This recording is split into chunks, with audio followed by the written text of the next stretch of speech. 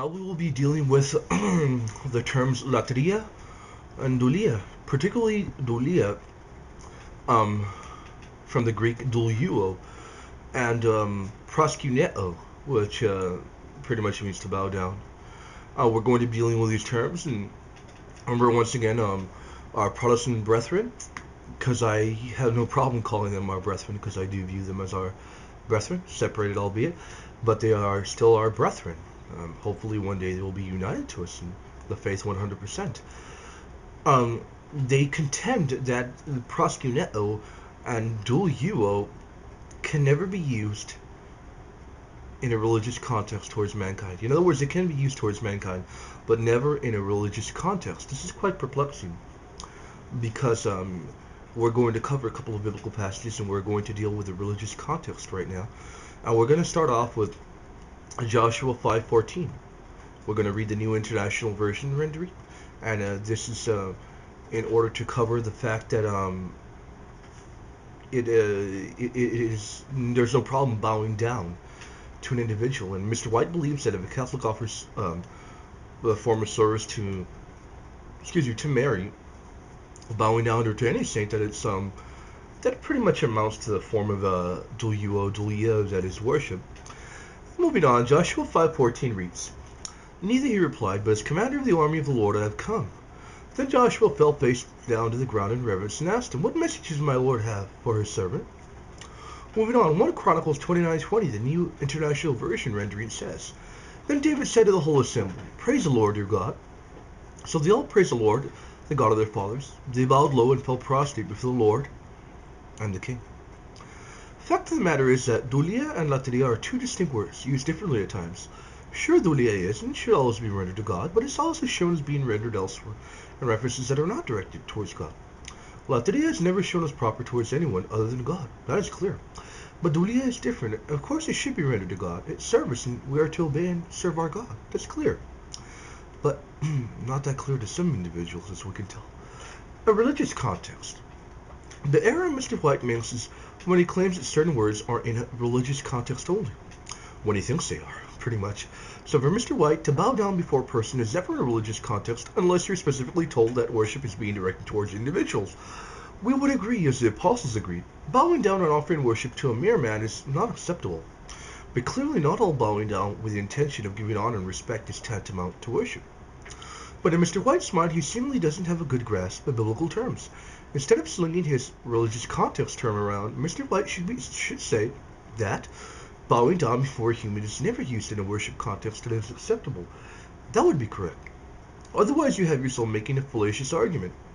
In fact, Mr. White goes as far as to say, and he says this in our dividing line conversation 25 minutes into the show, he says, in a non-religious context, PROSKUNEO can be used as something that was not worship. End of quote. Then Mr. White immediately says, however, PROSKUNEO, when it is used in a religious context, always does mean worship. Note those words.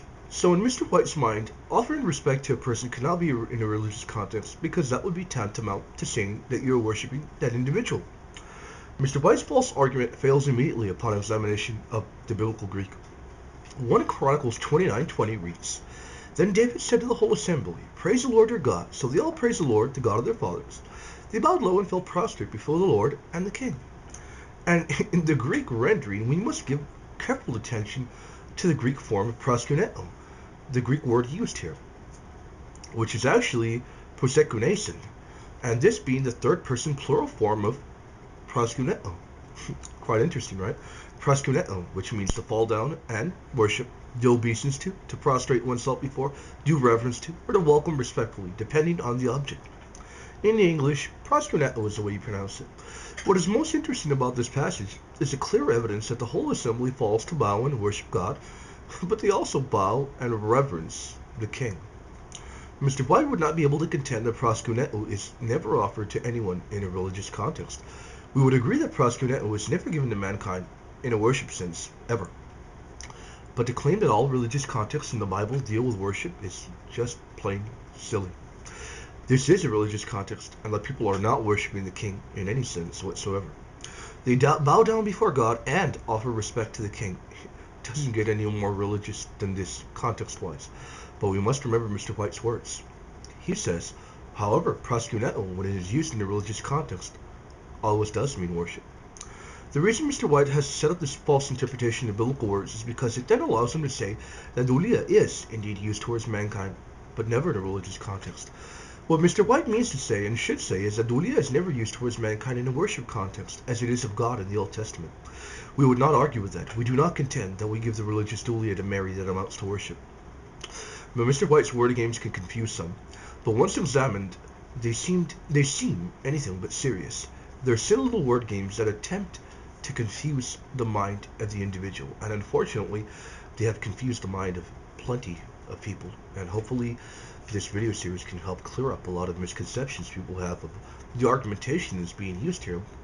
This is a level of silliness that such verbiage has led some sincere-hearted individuals um, who, not knowing better, seemingly cut and paste this argument. The reality is that this argument can't be found in anyone, in any individual, before John Calvin, the founder of the religious system of Calvinism.